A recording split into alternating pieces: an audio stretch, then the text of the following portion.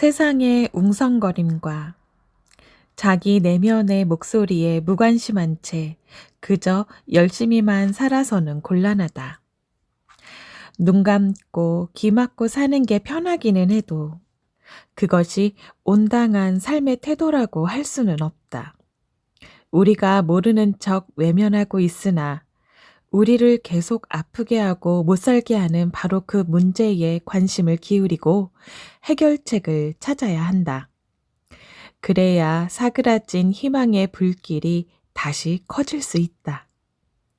비록 미미한 불꽃에 지나지 않는다고 해도 우리가 간직하고 있는 희망이 우리를 잘 살게 한다고 믿는다.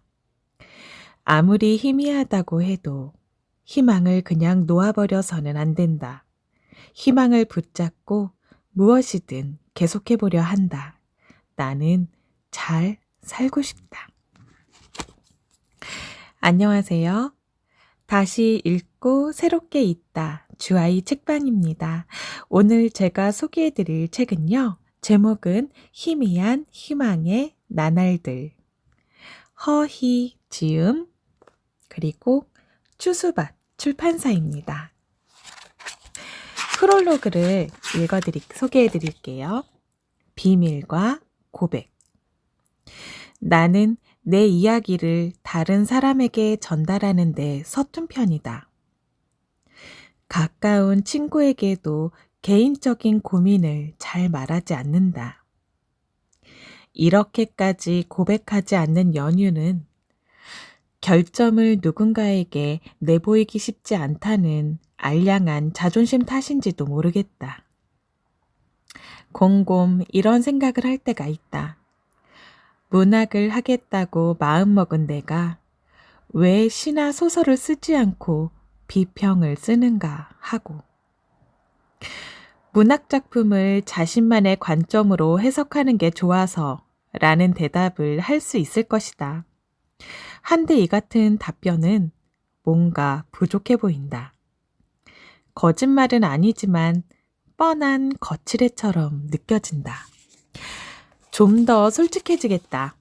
내가 비평을 쓰는 까닭은 끝내 내 이야기를 직접 하고 싶지 않았던 나의 무의식의 바탕을 두고 있는 것 같다. 아무리 소설이 허구라고 해도 그 안에는 어쩔 수 없이 작가의 많은 부분이 노출된다. 시인의 내면을 고스란히 형상화하는 시는 더 말할 것도 없다. 창작 활동은 자기가 알고 있고 자기도 모르는 나를 수많은 사람에게 드러내는 작업이다. 커다란 용기가 없으면 결코 할 수 없는 일이다. 그러하기에 나는 경애하는 그들의 작품을 평하는 척하며 거기에 슬며시 나 자신을 끼워 놓을 뿐이다. 부끄러운 나를 공개하고 싶지 않다는 억압과 그럼에도 불구하고 나의 목소리를 내고 싶다는 모순된 욕망이 충돌하면서 비평을 쓰는 현재의 내가 만들어진 것이 아닐까 싶다. 그런 점에서 영화 동주로 한층 더 우리에게 친숙해진 윤동주는 나와 비교되는 사람이다. 그는 자기의 부끄러움을 감추지 않고 아름다운 언어로 진솔하게 표현한 명실상부한 시인이다. 나는 도저히 할 수 없는 일이다. 그는 인생은 살기 어렵다는데 시가 이렇게 쉽게 쓰이는 것은 부끄러운 일이다 라고 쓴 적이 있다. 그렇지만 부끄러움을 숨김없이 말하는 윤동주는 부끄러움을 숨기려고만 하는 나보다 훨씬 강한 사람이다. 비겁한 사람은 결코 고백을 할 수 없다. 그러니까 나를 놓고 보면 비평가란 혼자서는 갇혀있는 자기를 꺼낼 수 없기에 작품을 빌려 어떻게든 갇혀있는 자기를 조금이라도 꺼내보려고 끊임없이 노력하는 사람이다. 비록 헛되고 쓸데없다고 폄하되더라도 그것을 할 수밖에 없다. 나는 스스로가 싫어지는 상황을 자주 경험한다.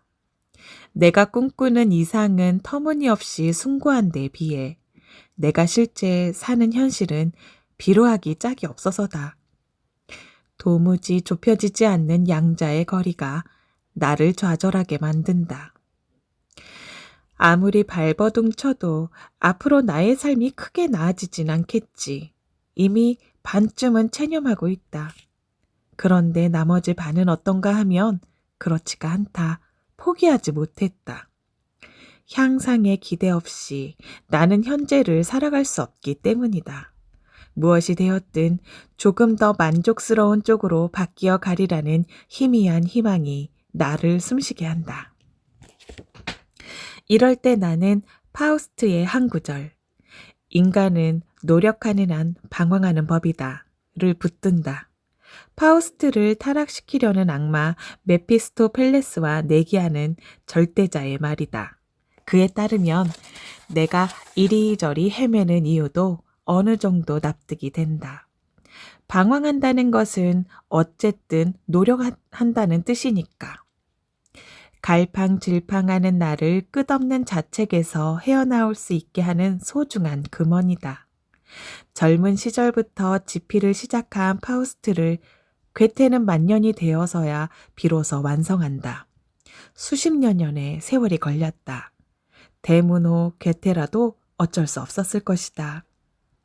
젊은 베르테르의 슬픔이 사랑의 충동에 몸을 내맡긴 청춘을 다룬 작품이라면 파우스트는 삶과 죽음에 관한 진리를 탐구하려는 구도자가 기나긴 방랑을 하는 작품이기에 그렇다. 인생의 일부가 아니라 전체를 통찰하는 관점을 가지려면 많은 시간이 쌓여야 한다. 멈추어라. 너 정말 아름답구나. 이렇게 외치는 순간 파우스트는 메피스토펠레스에게 패배하고 영혼을 빼앗긴다. 삶의 절정에서 삶을 내놓아야 하는 운명이야말로 인간이 받아들여야 하는 아이러니라는 의미다. 나는 언제 이와 같은 날을 마주할 수 있을까? 벌써 대면했거나 대면하고 있는 중인지도 모른다.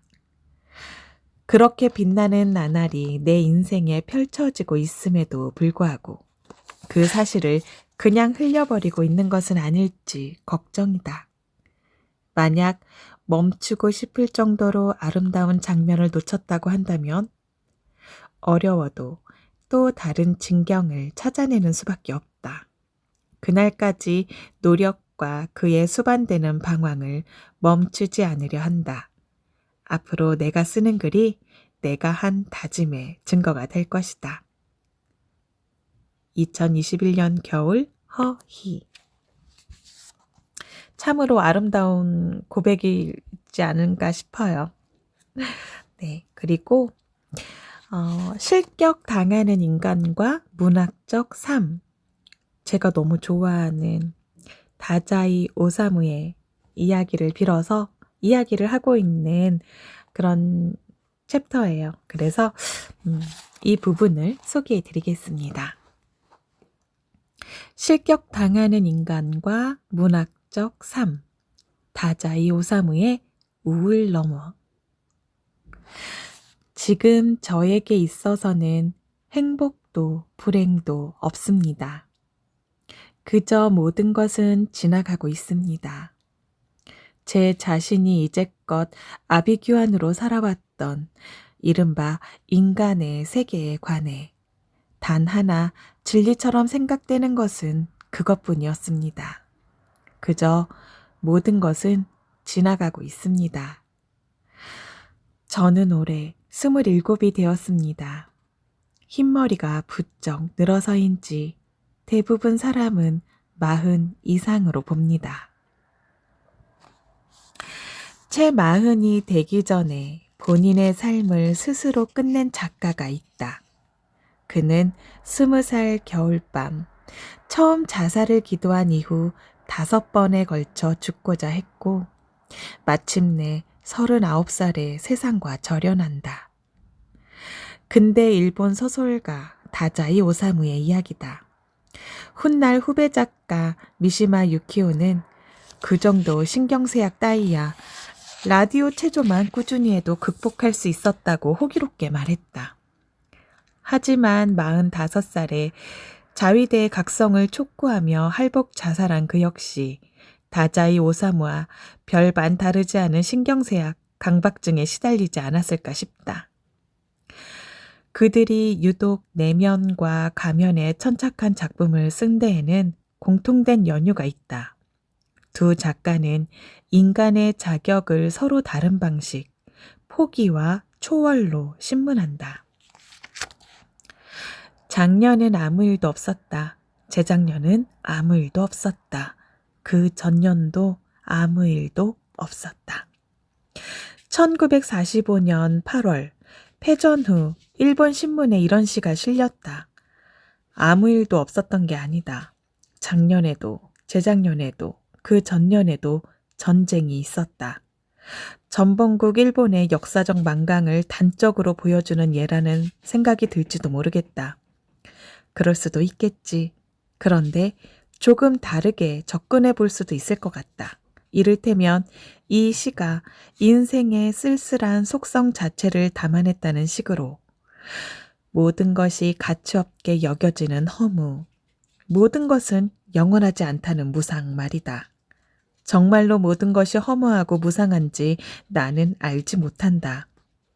허무하고 무상하지 않은 것도 있을 테다. 다자이 오사무는 그 예로 사랑과 혁명을 거론한다. 그는 사양을 출간하고 얼마 지나지 않아 스스로 목숨을 끊는다. 사랑과 혁명이 중요하긴 하지만 사랑과 혁명으로 삶의 전부를 채울 수 없었기 때문이다. 아무리 무엇인가를 열심히 쏟아부어도 삶에는 늘 결핍된 부분이 남는다. 결핍된 부분과 상관없이 삶 전체를 긍정하는 사람이야 물론 있다.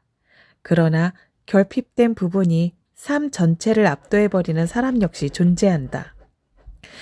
강인한 전자와 나약한 후자. 그렇게 간주하면 정리가 편하다. 그렇지만 이 문법은 다양한 양상을 무시한다. 현실과 동떨어져 있다. 강인해지고 싶어도 그럴 수 없는 사람이 많으니까. 나도 그중 하나다. 그래서 나는 많은 일을 겪었는데 지나고 나면 아무 일도 없었던 듯 하다고 느끼는 허무와 무상에 공감한다. 동시에 지금 내가 어떻게든 삶을 벼터내려고 하는 동력도 여기에서 생겨난다고 믿고 있다. 언제나 나는 숭고의 저편으로 넘어가는 인간보다 파국의 이편으로 허물어지고 마는 인간 쪽의 눈길이 같다. 그것이 감추려고 무던히 애쓰던 나의 이면이었기 때문이다. 삐뚤어진 나르시시즘이라고 폄하해도 어쩔 수 없다. 이제껏 나는 인간이 돼 인간의 자격을 잃고 쓰러지는 이들을 편애해왔다. 이를테면 다자이 오사무가 목숨을 끊은 해에 출간된 인간 실격의 주인공 요조가 그렇다. 이 소설은 그가 남긴 수기가 중심 서사를 이룬다. 부끄러움 많은 생애를 보냈다고 시작되는 요조의 글은 올해 27살이 된 자기를 대부분의 사람들은 40살 이상으로 본다고 하며 끝난다.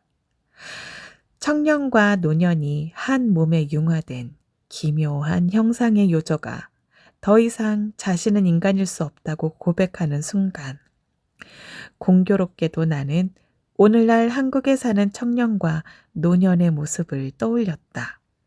지금 여기에서 비인간으로 내몰리는 청년과 노년을 너무 많이 본 탓이다. 이들은 텅 빈 인간 아닌 인간이 돼가고 있다. 쓸모를 묻는 질문에 저항하며 산다는 것. 요조에게는 희한한 버릇이 있다. 그는 명사를 희극 명사와 비극 명사로 분류한다. 예컨대 요조의 사고체계 안에서 전철과 버스는 희극 명사이고 증기선과 기차는 비극 명사다. 그는 반의어도 특이하게 규정한다. 하양의 반의어는 빨강, 빨강의 반의어는 검정이라는 식이다. 요조는 왜 그런 분류를 하는지 이해 못하는 사람은 예술을 논할 자격이 없다고 단언한다. 물론 그의 말을 납득할 수 있는가의 여부는 아무 상관이 없다. 다만 우리가 요조의 놀이에 잠깐 동참해 볼 수 있지는 않을까? 어떤 명사를 희극과 비극으로 나눠보고 그와 반대되는 낱말을 찾아보자는 것이다. 가령 나이에 비해 빨리 늙어버린 요조가 체현한 청년과 노년의 양태를 나란히 놓고 생각해 보면 어떨까? 청년과 노년은 희극 명사인가? 비극 명사인가? 현재 우리가 같은 사회를 살고 있다면 비극 명사라고 답할 수밖에 없을 것 같다. 다분히 반어적 의도에서 희극 명사라고 답하는 사람도 있으리라. 사실상 청년과 노년은 한 쌍으로 된 한 개의 단어다. 청년과 노년을 가르는 기준은 젊음과 늙음의 차이뿐이다. 청년과 노년은 내재적으로는 반의어지만 외재적으로는 동의어로 묶인다. 한데 요조의 말 맞다나 모든 것은 지나간다. 더 정확하게 말하면 청년과 노년의 시차는 고정되지 않고 순환한다. 청년 혹은 노년의 자리에서 우리가 겪고 겪을 일은 돌고 돈다. 청년과 노년의 함의는 변화하며 거듭된다. 특정 범주의 오류는 희극명사와 비극명사 중 하나를 고르는 동시에 발생한다. 결정을 내릴 수 없다는 결정을 하는 것 외에는 방도가 없는 상황에서 대안의 실마리는 우리가 청년과 노년을 어떤 명사로 획득하느냐와 결부된다. 한국의 청년과 노년은 다 같이 비참해지고 있다. 계속 이대로 놔두면 사태는 걷잡을 수 없이 나쁜 쪽을 향해 갈 테다. 청년과 노년이 비극 명사로 굳어지며 삶의 동력이 상실되는 비극적 결말을 맞지 않으려면 무엇이든 시도하지 않으면 안 된다. 어떻게든 해보고 실패하는 편이 안타깝게 지켜보고만 있는 것보다는 낫다. 미약하나마 개선 가능성은 그런 움직임으로부터 비롯된다. 나는 갑작스러운 변혁을 외치는 무리를 신뢰하지 않는다. 그들은 하나의 거대한 전환이 세계와 그 속에서의 삶 전체를 바꿔놓을 수 있다고 목소리를 높인다. 그렇지만 역사는 혁명의 기치를 내걸고 자행된 끔찍한 여러 사례를 잊지 않고 기록해 두었다. 어떤 진리도 황홀한 이상향을 깜짝 선물처럼 안겨주지 않는다. 우리가 기대를 걸어도 좋은 것은 지식을 신봉하는 인간이 아니다. 진리를 수행하는 주체의 진득한 실천이다. 나는 문학이 거기에 이르는 방법 중 하나라고 생각한다. 나에게 써먹지 못하는 문학은 해서 무엇하느냐 하는 질문을 던지신 어머니. 이제 나는 당신께 내 나름의 대답을 하지 않으면 안 되겠다. 확실히 문학은 이제 권력의 지름길이 아니며 그런 의미에서 문학은 써먹는 것이 아니다. 그러나 역설적이게도 문학은 그 써먹지 못한다는 것을 써먹고 있다. 1975년 문학평론가 김현은 문학은 무엇을 할 수 있는가? 라는 글에서 이렇게 썼다. 그는 문학이 배고픈 거지 한 명 구할 수 없지만 무용함이야말로 문학의 소중한 가능성이라고 주장했다. 문학의 쓸모없음은 우리를 옥죄는 관심으로부터의 자유를 선사한다. 이것은 문학이 가진 억압없는 쾌락이다. 동시에 문학은 인양저냥 살아왔던 삶의 반성을 촉구한다. 그러면서 인간에게 덧씌워지는 모든 제약을 부정하고 세계 개조의 당위성을 강조한다. 문학의 가치를 옹호한 견해를 서술했으나 새삼스레 문학을 절대화하려는 의도는 아니다. 중요한 것은 문학이라기보다 문학적 삶이다. 제도 안에서 제도 밖을 상상하는 행위가 문학적 꿈이라고 한다면 그에 합치하는 모든 작업은 문학적 인자를 포함한다고 할 수 있다.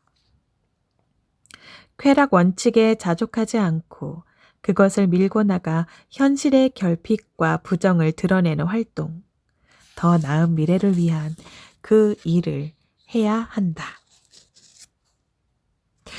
네, 희미한 희망의 나날들. 문학으로 말하는 허희 산문집이었습니다. 다시 읽고 새롭게 읽다. 네, 주아이 책방이었습니다. 들어주셔서 감사합니다.